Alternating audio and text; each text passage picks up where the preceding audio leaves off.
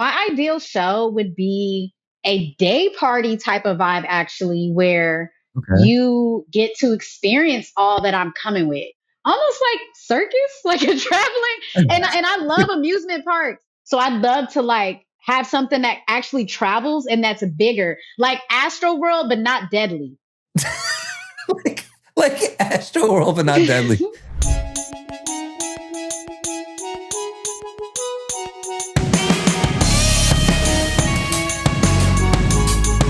Today on Love's Music, I speak with Honey Gold Jasmine.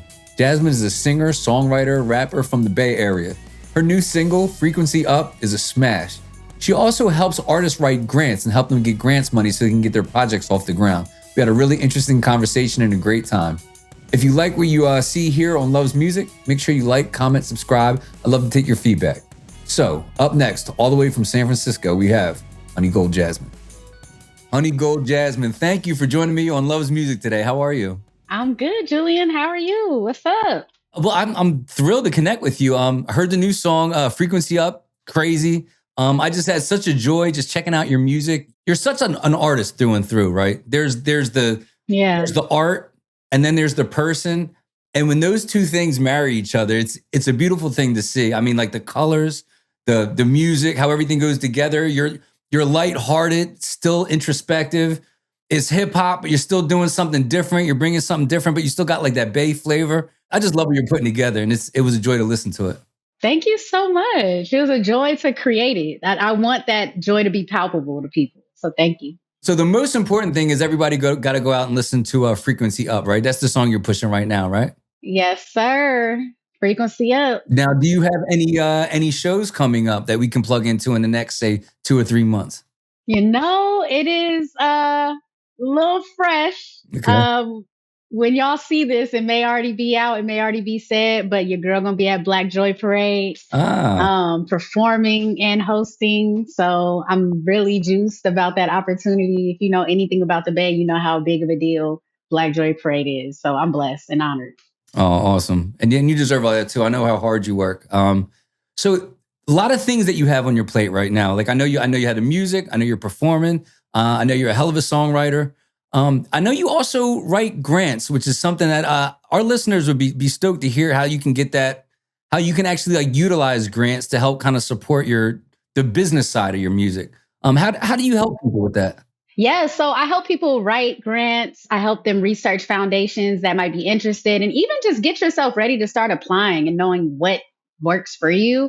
I work people through my business, Grant Mama. So you can tap in with me, go to grantmama.com and schedule a consultation, and then we can go from there. I have super accessible resources and ways that you can get started for like literally a very small investment to just get you started and possibly even winning your first grant.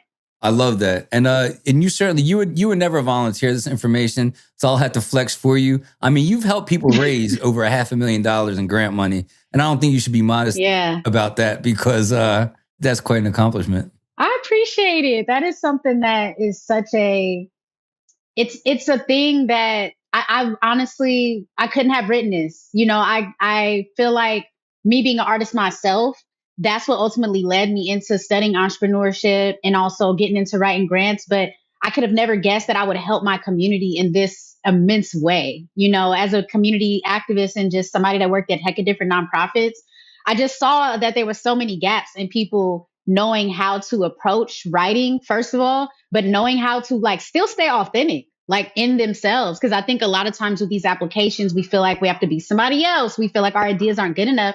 And the truth is your idea is most likely good enough. You just need another person that has done this before to kind of show you how to navigate some of these things. And that's what I've become really good at doing. And so, yeah, it's been kind of wild, but $500,000 in money and residencies and opportunities for artists, nonprofits, creative entrepreneurs. And it's growing. It's growing. Well, that's awesome. And I hope this 2026, you just accomplished everything you ever dreamed of too. So just bigger and better for you. Wishing you the best. Honey Gold Jasmine, can you please take me back to the beginning? Take me back to your earliest memory of music. My earliest memory of music is Michael Jackson, through and through. I remember dancing on the couch and just being like hee everywhere. Like this is like Yeah. literally one of my earliest memories, just like taking a hat, throwing it, Yeah. just being enamored by the TV, like MTV, showing them videos and like just being like, I don't know, I just felt that connection. And I think that intention he had in his music to show young Black kids and really kids of any race and background that like we can be somebody and we have a voice. And I think that just lit a certain fire in me. Also played a lot of jazz in my house, a lot of jazz, a lot of R&B. My dad actually, though he was in the military, also was an aspiring rapper on the side. Oh, really? So I used to go to the studio with him. So some of my earliest memories revolve around music, being in the studio, Michael Jackson, being put to sleep to jazz music. Love it. Um, a lot of art and music embedded in like those things that I remember. Something about like growing up in like a musical household, it just feels different, you know, Hmm. like when the house or the car is just like filled with that like just like good old music, and you're just kind of like raised on Yes. it, man. You have like this like foundation that like is like unshakable. Like you have no choice but to love music. Right. And then it's also a thing where you don't have to try to learn it later. Going back to things, I'm always discovering new artists, but Right. sometimes I hear songs and I'm like, dang, that song been in my subconscious. I may not have known the artist. I may not have even known anything about the song, what it was about, what it's really talking about, but it's just certain things that become embedded in you and your kids, so you soak it up way different. And so, yeah, like I definitely give thanks for being able to have that immersion, I guess, if you Mhm. will. Yeah, that makes sense. And at least in my early life, it kind of changed a little later, but we can get to that. How so? So, like, assuming you were a kid when you heard Michael Jackson, right? Like, when you like, Yeah, started getting through, say, elementary, middle school, like, what are you listening to then? Like, what are those like first like pop artists that are like kind of like catching hold? absolutely. TLC, Mm, loved TLC, loved especially Left Eye yeah. and anything that she branched off and did. So I Hmm. loved Black. Mm. I'm sorry if I'm butchering the number, but I think it's 702, the group name, Yeah, I remember that. something like that. Hmm. But those type of groups that had that grittier R&B Hmm. pop sound, kind of like the precursors to all R&B, I think, Yeah, from a lot of those songs. But also they all still also maintain this like jazzy aura, I hear it. you Yeah, know, this kind of like just, and I think that's the experimentation of it all, right? right. That kind of calls back to the jazziness of it, and the Yeah, futurism, like that era of futurism that occurred I'm 33, y'all, for context. Okay, I'm in my Jesus year.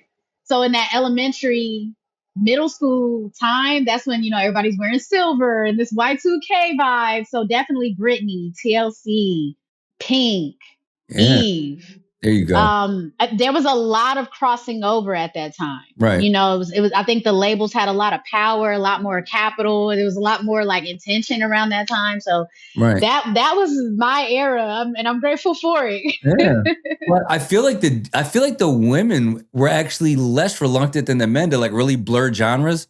Like you listen to a TLC Yeah. album, it's like they're rapping, they're singing, there's slow joints, there's party songs.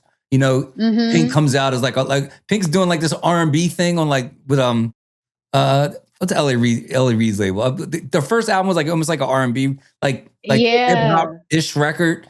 You know, before she starts doing like the pop thing. Like I feel like the ladies were a lot more experimental then than the guys were. You know, like Mm-hmm. if it was a Mm-hmm. guy R&B group, they sang. That's what they did. They sang love songs. Right. If you were a And they rapper, had a you rap rap. feature. Yeah, right. Or a rap feature. You're exactly right.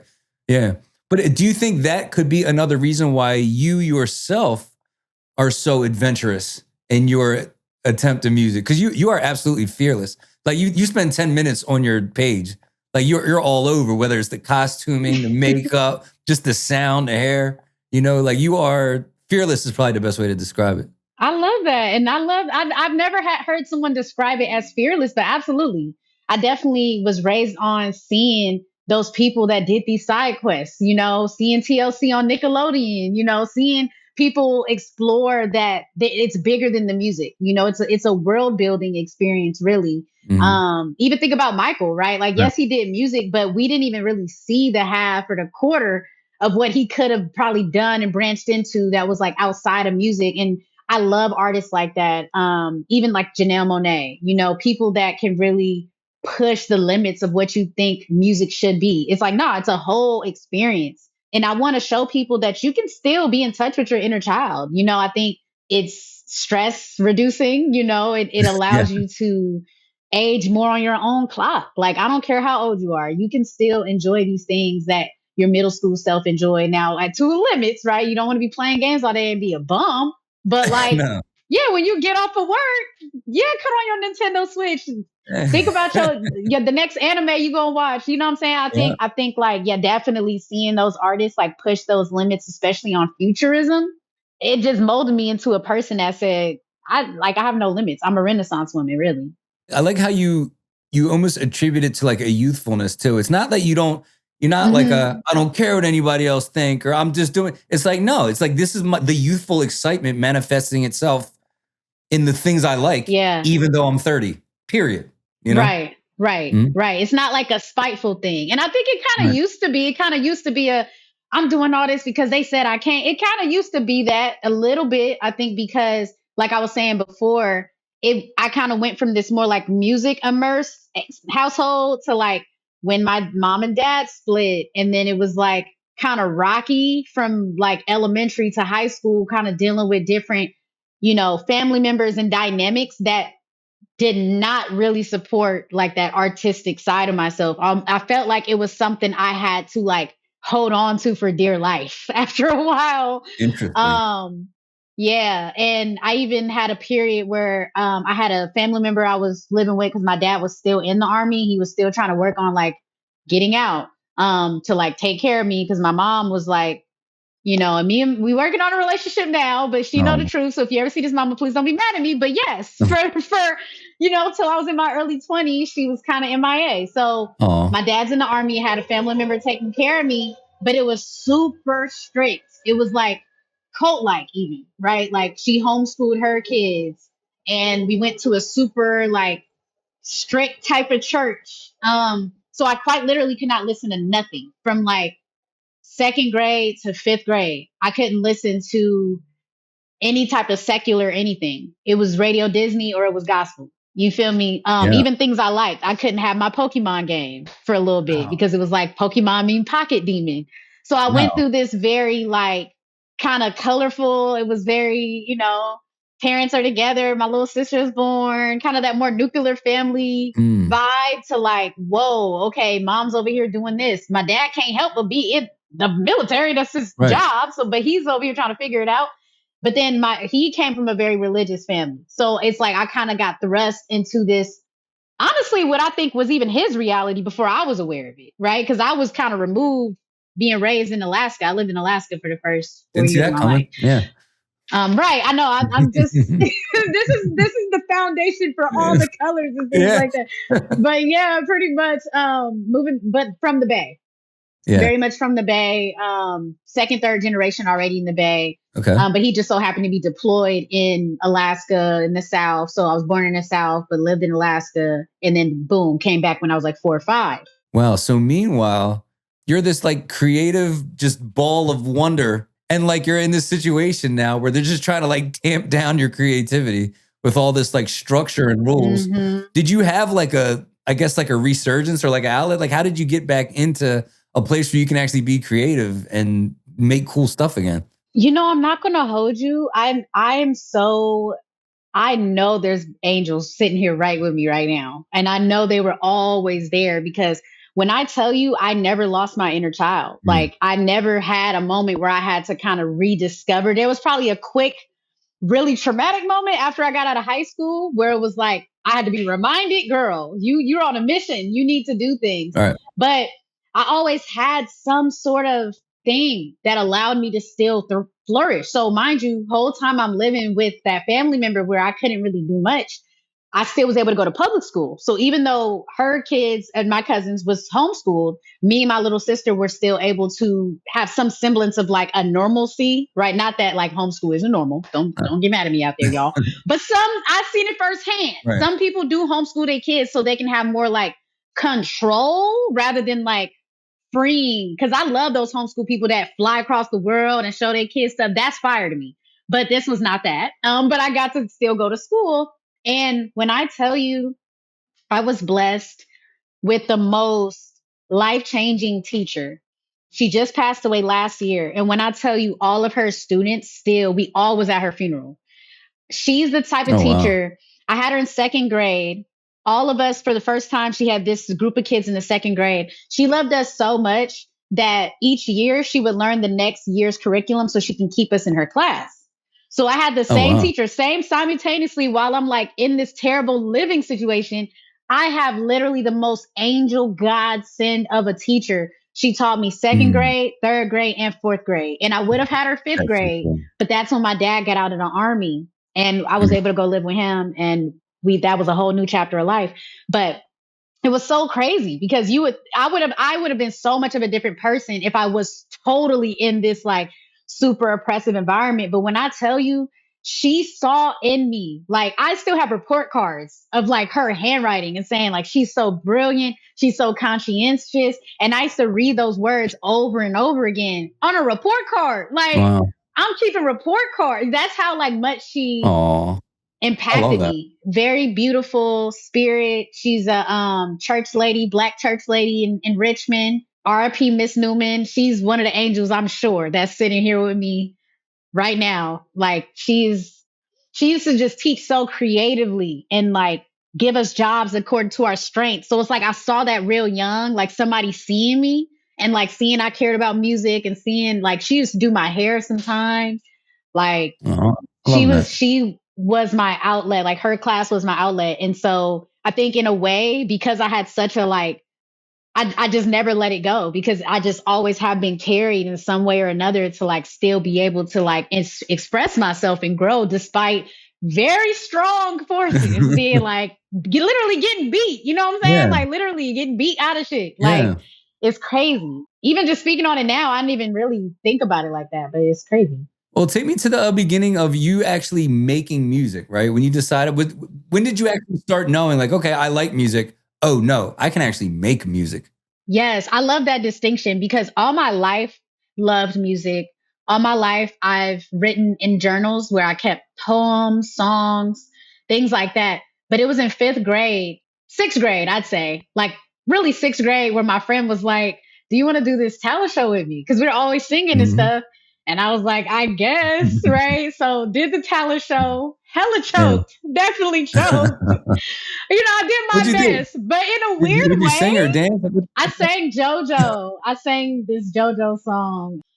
Damn, I wish I could remember the name of it, but it was a song about her like first crush and meeting. It was very much like that early Okay. 2000s Bow Wow era, that teeny bopper type of All the era. artists that came out in 2000s, but And it's the Bow Wow era.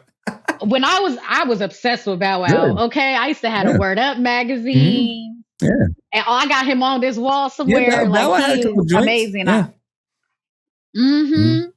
Mhm. So yeah, doing that talent show, even though it was fun, it was like even though I bombed, it was like Yeah. whoa, like Yeah. that was a You got a little rush. I got taste. to like Yeah. share this vibe with Mhm. people, and like I wanted to get better. I think that's when it was like, oh no, this is what I want to do because everything else was like, I'm doing this to feel good. Right. I'm good at it. I'm doing it to. Mhm. That felt like, oh no, with music, I want to get Right. better. Like I really want to like hone this thing. So yeah, it was a wrap from there. So then you started doing about what age were you starting to like actually post, like actually write and record songs? So my first studio session was when I was 15. I was in high school at that point, and I had a best friend. I have a real tendency to like pull other people in with me when I do these things. So I had a best friend at the time, and I'm singing and stuff, and she's rapping, and I'm like, why don't we be a group? Mhm. So we became a group. Her dad thought he was Matthew Knowles or something because he was like, I'm manager of the group, and I'm finna schedule y'all some studio Her sessions. dad Woo, woo, thought he woo. was Matthew Knowles.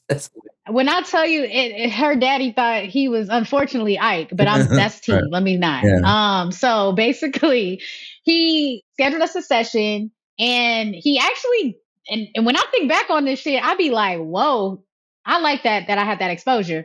He got an actual producer to like make a beat with us on the spot. It wasn't like, oh, let me play you these beats and then like see what you like. It was like, no, I'm writing the song. He making the beat That's cool. for my first experience. So recorded, literally wrote the song, recorded it like the next week. Right. And that song never got released. I don't know. Maybe that'll be one of those little deep cuts where, they be like, I know her. And then they put it on the internet. I don't know. It'll resurface once you're already famous. You get like 3 Grammys and there's like a whole song just comes up. Right. Like this old little teeny bopper. It was very much in that vibe too. Like, I want to know if you're feeling me. It's very like soul for real, Candy Rain type Yeah, vibes. now you're talking. Mm-hmm. And yeah, that was my first taste of being in the studio, of being a person, creating music that people can enjoy. And my first release, I don't know if my memory's not serving me right, but I feel like we did put the song on MySpace. Oh, okay. I feel like the song was, but I know that doesn't count as a release. I mean, you could only really like distribute The time music was by different. yourself. Yeah. You could only recently easily put songs on Spotify and Apple Music. Like that happened in the last like 5-6 years. So before that, unless you had it definitely, unless you had like a connection or something, or you had like a little mini deal, or you could maybe like release your stuff, but like maybe 2015, right? Because the CD Baby, TuneCore, and them was kind of. But I feel like before that, it was like you press the CD. That's what I did. That so we did have. That's what we do. I was just selling CDs. Yeah. Dang. See, now you got me really thinking, because I'm like, wait, my first release definitely was that song, because we did press it up for like demos that he was going to shop around. But then eventually that went left, because it became like, my dad was like, you ain't finna just have my daughter. You ain't trying to be the manager. And he was like, oh, I'm the manager. And then you got I think male ego kind of killed that one. So. Yeah, you gotta be. You gotta be overprotective, especially if you're a little girl. And you got this other grown man overseeing your like daughter's music career. Hello. You mess her. I mean, how do you know you're not going to end up on another Netflix special?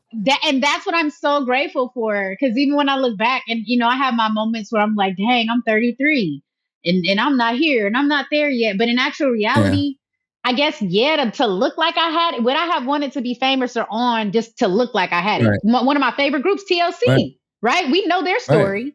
So in a weird way, I'd be kind of like, you know what? I think everything's happening how it should, because I'm also from Vallejo, and you already know Vallejo. We have that LaRussell energy that lives in all of like that's Bay Area all day. So I'd be looking like, yeah, it's cool. Can you explain what that means, living in Vallejo? Yeah. So Vallejo is a very itty bitty city by the water. That's a part of the Bay Area. It's about maybe like 30-45 minutes from San Francisco, Oakland, like on a good day. But it's still a part of the area. And even though it's a little city and it doesn't necessarily have the same kind of tourist appeal as the, other cities in the Bay, it is home to a lot of homegrown talent that has become known on the world stage. Hers from Vallejo. E40 is from Vallejo. Mac Drake is from Vallejo. LaRussell, who's setting records right now with everything he's doing to change the industry, Vallejo. And a lot of other family in the Sly and the Family Stone, Confunction, so many like people you wouldn't think was from Vallejo that you get to talking to, and you're like, oh snap. It's I think because it's very diverse and it's very arts oriented, it kind of breeds this energy of people who have like that culture. It's like, it's very much a cultural melting pot. It's actually one of the top, I think, 20 diverse cities in the United States. And I think that does have a huge impact on just the way that we're able to be innovative and create. And so that same kind of entrepreneurial, selling your CDs out the trunk type of energy in the Bay is very much like concentrated in Vallejo, in my opinion. Okay, makes sense. And that's where I lived from elementary to high school until I eventually moved to Fairfield. So very much Bay Area, but Vallejo is like where I learned, where I really fell in love with my art. That's where I first decided I'm doing music. That's where I had so many dope experiences just as a kid, having fun and discovering this side of myself. Yeah, there are these like little like magic periods of time, like almost kind of like I compare Vallejo to almost like Seattle in the like early 90s, when it's like You have these like Yes. amazing bands where like in one room you'll have like 6 of the biggest bands ever before anybody. There was the I forget the Mm-hmm. name of the street in London. There's like a small area in London. There's a documentary about it. It's like Coldplay's playing a set and like they're opening for like Muse and like Amy Winehouse is like in the room and it's like it's all in this like one little town Facts. in London and there's like all these like I'm like how are all these Yeah. people within a mile of each other? But like sometimes it's Yeah. like And little that's magic. Vallejo. Yeah. Hmm.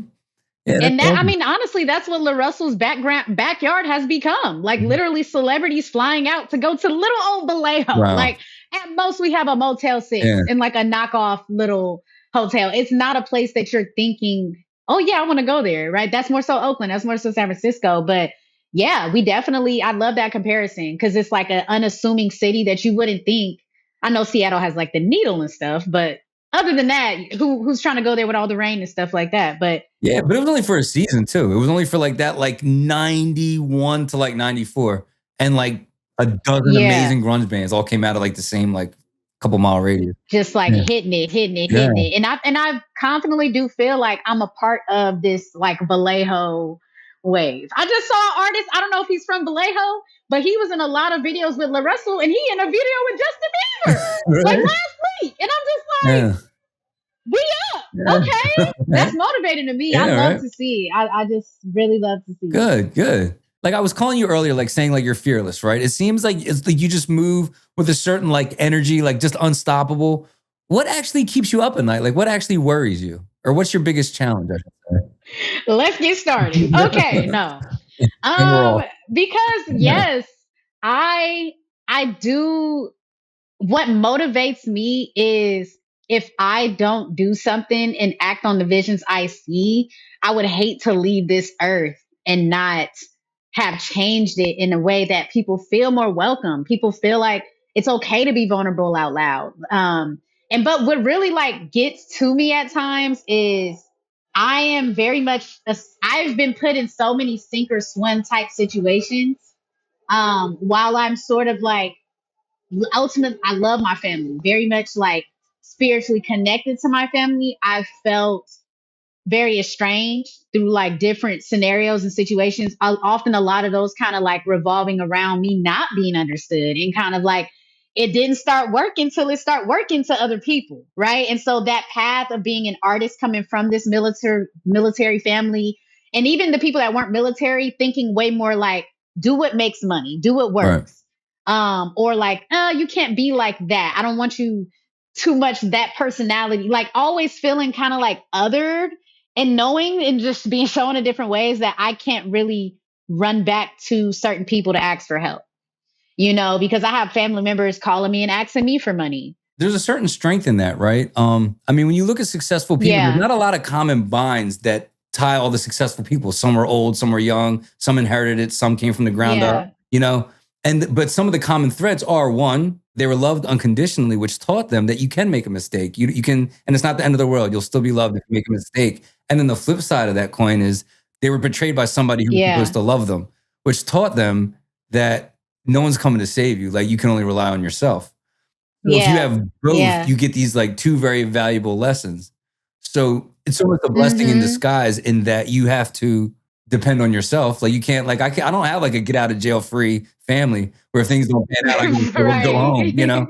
Like this is on me. Mm-hmm. But you also were the recipient of a resounding amount of love as well. So Right. And so it's like I can pour it back out from the people that gave it to me. Like Miss Newman didn't have to care about us, really. right. Like, you know what I mean? She didn't really have to. These people, these different mentors I met throughout my journey didn't really have to care. But in middle school, I went to this place called the Boys and Girls Club in Vallejo.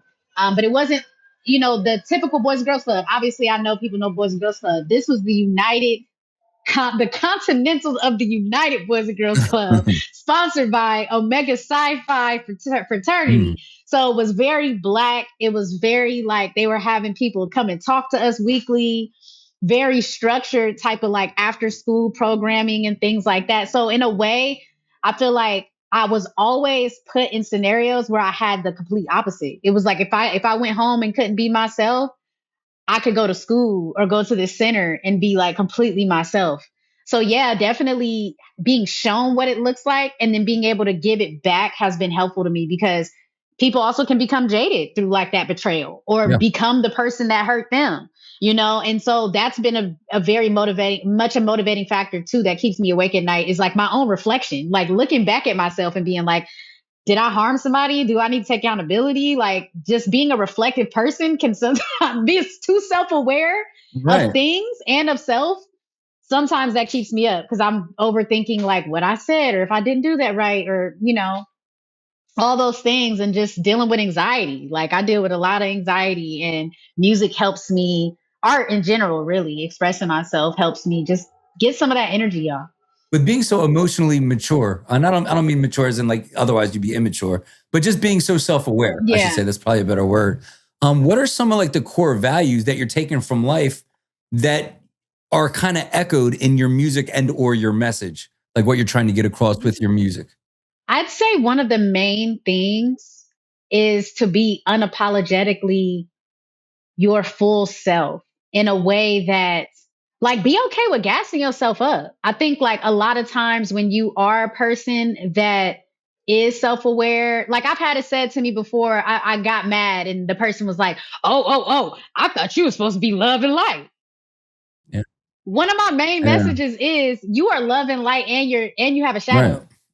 You know what I'm saying? And that's why I like to mix the having fun and kind of like being lighthearted with like, nah, but we can still talk about some deep shit. Like my frequency up, it kind of has like a little bop to it.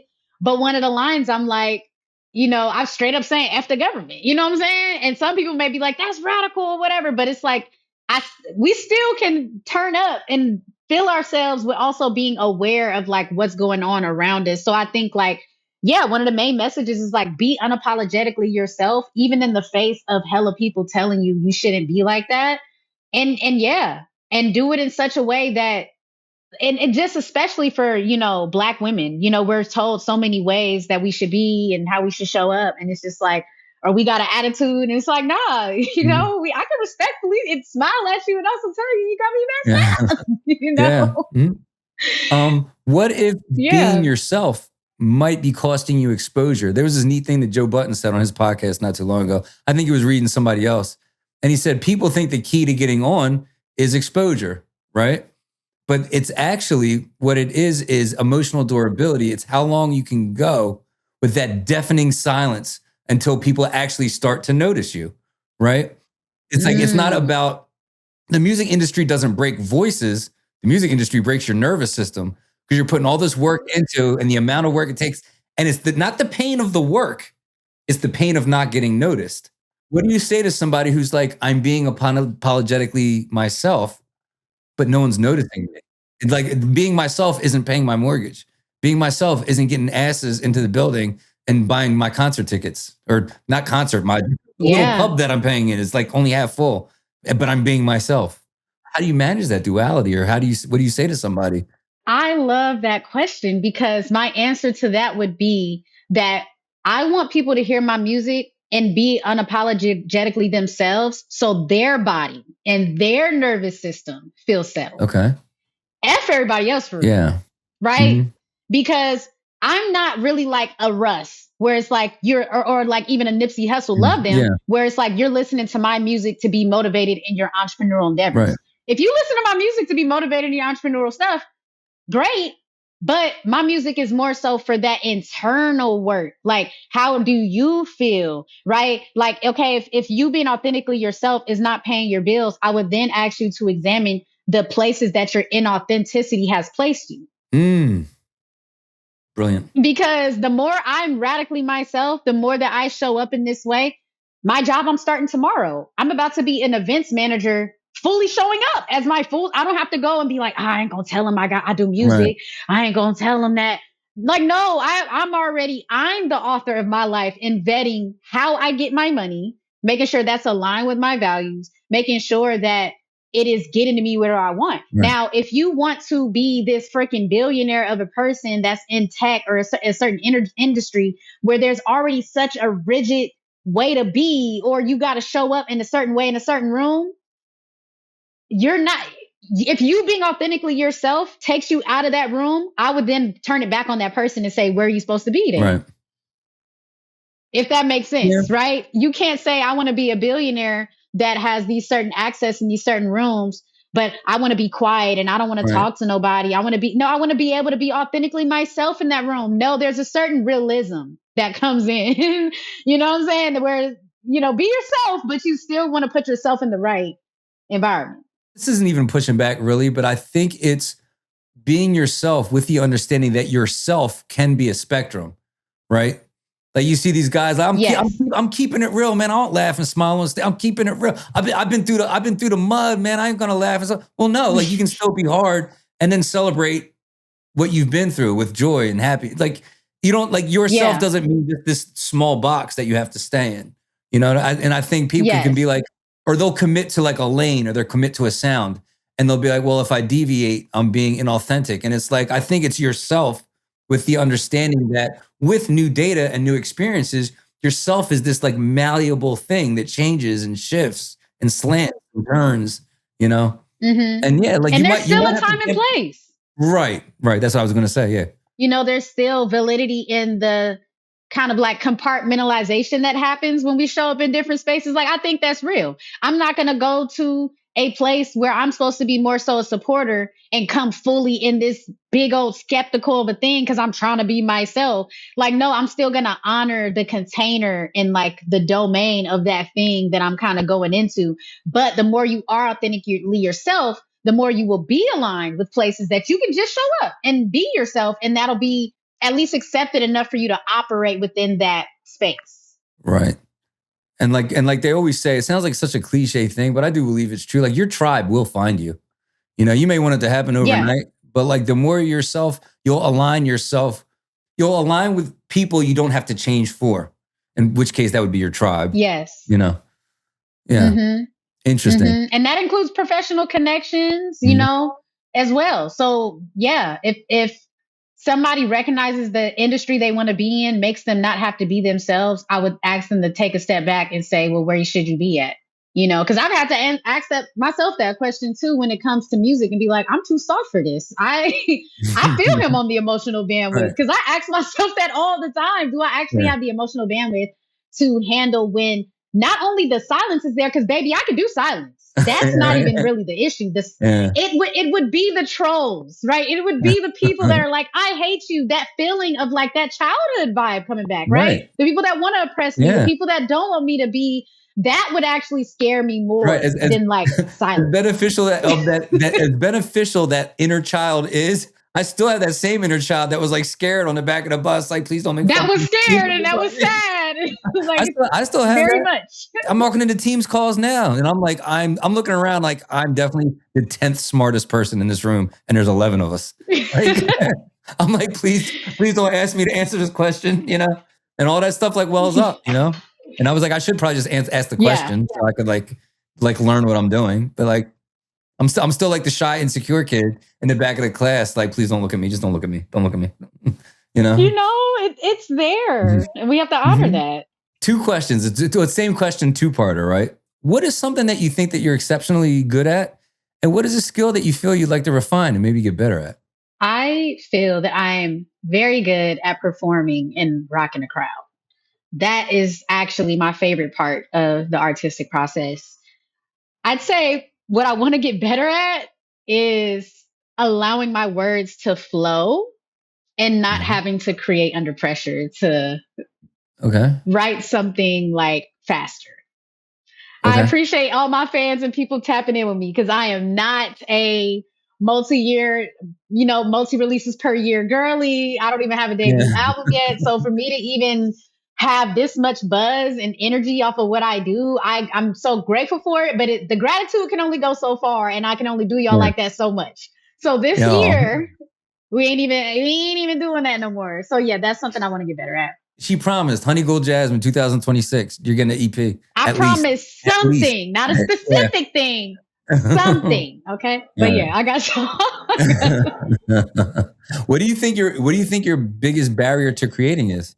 Or is it, there's probably an external barrier, and then there's probably an internal barrier as well. Start with the external one first. What do you think is the biggest contributor to, keeping you from writing or creating? Keeping me from writing externally, a lot of people can relate to this. Being a mom, Yeah. and this business I built for myself. You know, these are choices I made, and they also have very real, I wouldn't say consequences, but just sort of like responsibilities that take away from creativity at time and being able to like lock in. And then I'd say internal, when I get that time, because somebody might say that's no excuse, you can do this, and you're right. You are absolutely right. Person in my head already saying that to me. I would say my internal struggle is me, like, I edit too much while I'm writing Right. sometimes. And that's why I think freestyling is a beautiful medium for me. I can freestyle my ass off. Like, I love freestyling and I'm pretty decent at it. And that's when I allow myself to just say the melody. If I go to doop doop dops and it's just a top line, I'm just doing Yeah. top line. And I think Yeah. I need to get more into that flow, to where it's like, I'm just laying it out. I can enjoy it. I can let it sleep on it and then kind of come back and edit it later rather than like writing one line. Now I need to say that instead of that. And I get caught up in that too much. I can get behind that. I mean, when I ask this question, the number one answer is always perfectionism. Like I start writing, and it's just not good enough. And what should take me, what should take me a half hour takes me 30 days. It's just like, it's just not good. It's not good. I don't want to put it out. I got to make it better. You know, and you're like just sanding it down, polishing, and just never putting out, you know? Right. Now we have the outcome I didn't want in the first place. Yeah. Yeah, seriously. And that's the toughest thing too. Rick Rubin says a good art is never finished, only abandoned. I mean, we could literally just keep tweaking our songs forever and never put them out, and we'd still find something wrong with them. You know, who are some of the people that you find that are hot right now that have like really impressed you in the last like year or two? I absolutely love Rico Nasty. Love her. I mean, Masego. I'm always gonna say Masego. He's like my favorite artist. And Coco Jones. Okay. That's my girl. I just love that she's keeping R&B alive. And definitely Kehlani. I mean, for sure, she's been out. Like, she's been doing her thing. But it's really dope to see Bay Area. You know, that Bay Area pride gonna come through every time. So I'm rooting for everybody Bay. I'm rooting for everybody Bay. Okay. So what would what's the term you call it? You said I might not be famous, but I'm famous. But I'm famous, baby. I might not be famous, but I am famous. I love that. All right. So ideally, you want to be doing things that'll, you know, uplift your community, ways that you can pour into them, even as soon as in the next couple months. Can you give me an example of what something like that might look like?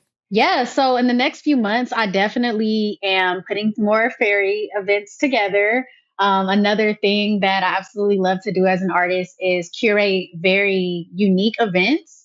I have done a game show, I've done movie nights, but one of the more acclaimed things that I've done that people in the Bay love is host the Black Fae Day celebration out here. Black Fae Day is basically an annual celebration that was founded to recognize that Black folks like fairy and whimsy and Renaissance vibes too. So basically, when you said fairy, you actually mean like fair, like Tinkerbell with wings, fairy. I'm thinking it's like some slang that I just don't get or something. You mean an actual fairy? This is actual, like you know, like Renaissance fair where people will, fantasy. Yeah, they wear the ears. Lord of the Rings, you know, like, all right. Yeah, that cosplay and stuff. I don't hate it. Yeah.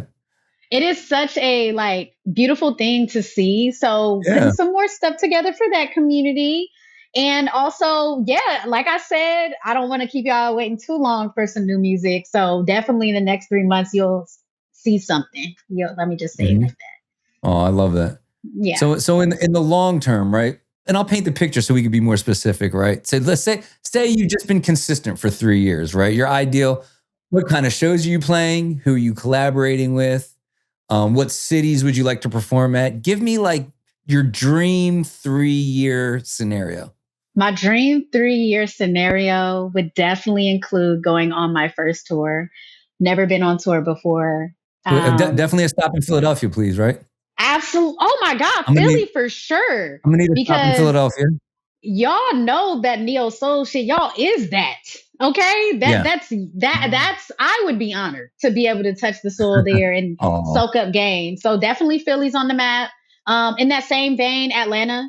Never been to Atlanta. I'm very much like a Cali girl through and through. Although I was born in the South, but like I was there for literally a year on a base. So I don't know nothing about nothing. Okay. So yeah, like definitely the South. So what kind of venues? You doing clubs, indoor, outdoor venues? What's like your like ideal show, like your vibe? Yeah, my ideal show would be a day party type of vibe, actually, where Okay. you get to experience all that I'm coming with. Because I feel like Mm. just to be in a regular schmegular venue and see me on stage, that's cool, that's cute, we could do that. But I'd love for people to be able to come and experience like a Renaissance fair type of vibe, almost like a mini Ah, okay. festival, to where I'm the Yeah. Now we're headliner talking. and I could bring my That's wild. friends and like it'd be more than just a tour with me and like two openers. It's an actual like traveling, almost like circus, like a traveling. And I love amusement parks. I Yeah. love like I collect board This show games. just keeps getting better. Yeah. I collect board games. I have like a few Pac-Man like actual cabinet games here in my house. So I'd love to like have something that actually travels and that's bigger, like Astro World, but not deadly. like Astro World, but not deadly. Like maybe like Sorry, too soon. 400,000 I'm less sorry. people. Yeah, like Yeah. way less people, way better vibes. Yeah. Literally quite the opposite of that. Y'all said that was demonic. I want to go on tour and bring y'all some angelic stuff, some stuff Yeah, that it's makes very, you. very similar. Like less death, like a little less death. Yeah. But the energy of like this is a carnival like vibe that you can also Mhm. see people perform at and be able Yeah. to like have more like affirmational music. I love music that people could feel like they could play when they work out, when they're saying their affirmations, when they just want to feel like a spiritual baddie. That's like what Right. I'm A imagining. spiritual An baddie. ethereal baddie, Yeah. or a cutie pie. It Ethereal. could be a cutie And patootie now, too. when you start your podcast called Ethereal Baddie, would I be able to Hey, you already attend? And ahead of me, yeah. girl. You already you saying stuff I can't say yet. Okay. Okay. All right. Dang. Now, as soon as you started talking the festival thing, like it all just like clicked. Like I saw it in my head. Like we have this venue called the Mann Center, which is like it's like right in the middle of Fairmount Park, like the famous like plateau. If you know anything about Philadelphia, and then there's I like this don't. big I'd love to wooden know. like just like structure amphitheater, maybe 4 or 5 thousand seats, and then the lawn area holds like 10,000. But like cars park, you picnic all around it and everything. And I'm like, I would definitely do like a day because there's a stage up on top and there's a stage down below too. So you can ping pong between Mm. both stages. They already have festivals there. They had like I took my wife to an emo festival there and saw Oh like wow. yeah, like Paris, Jimmy Eat World, and Manchester Orchestra. And I was like, this is kind of dope. It's like just enough Mm. people, just perfect size, free parking. I was like, I'll do this every weeklet's And I'm like, and as you're Mm. explaining your thing, I'm like, Honey Gold Jasmine at Man Center. It just makes sense. So, Like, come on now. so, so we're More gonna than just manifest a it, right? regular schmegular experience. We are manifesting that. Yeah, 2029. You're gonna be playing the Man Center, all right? Yep. If there was only one way, right? Because people are going to want to get plugged in, right? This is that to know you is to love you. So they're going to see the interview. They're going to want to get to know you, support you however they can. What's the single best way that somebody can support you? The single best way you can support me right now is go to www.honeygoldjasmine.com, go to my shop, and buy something. Okay, I got music on there. I actually have my music on there where you can download that MP3. We're going back analog in 2026. I don't know if y'all heard. We're actually supporting artists in 2026. So yeah, I There we actually have go. my music on there. You can download. I also have some stickers. I have some bracelets I'll be putting up soon. But yeah, support me in that way because I'm putting it back into the art and y'all will hear more from me. I love that. Well, Honey Gold, I'm so glad we connected too. You reached out, and this was scheduled out for a while too. So I was like, oh, Yeah, it I was a hope she minute. shows up. I know how busy you are, but I'm so glad we connected. I think you're going to be wildly successful. I mean, it's just a matter of time. Your stuff is so good. You're just a dope person. And if there's anything that we can do to support you, please let me know. Thank you. I appreciate that, Julian. And I love that your podcast is just about loving the music. And I definitely am one of those artists that, like we talked about in the beginning, grew up on Neo Soul, grew up on magazines where that was where you heard the tea. Mhm. That's where you Yeah. heard the tea. But you heard Yeah, that music. That music was first and foremost. And absolutely. it's a beautiful thing that this is happening in the first week of January because that's what I really want this year to be for me. People know me as an event organizer. People know me as a grant writer. People know me as somebody that just be yapping and go viral from time to time. But I really would like to show y'all what the Bay knows about me. I love that. And what that is the music. And that's what they've, being able to be paid for shows out here and be known for that out here is beautiful. And I just want to really like put my music in the forefront and reach more people. So thank you so much for having me on your platform. And to anybody that sees this, yeah, tap in with me. I'm pretty cool. Tap in with me. I'm pretty cool. That's the most humble pitch I ever heard. Tap in with me. I'm going to start ending my shows like that. Tap in with me. I'm pretty cool. All right. Honey, God bless. And the rest of you, thank you so much. I appreciate you tuning in. Loves Music airs every Thursday morning. Got a fresh episode. Like, subscribe, send me your feedback. And most of all, if you like it, tell somebody who loves music. Take care.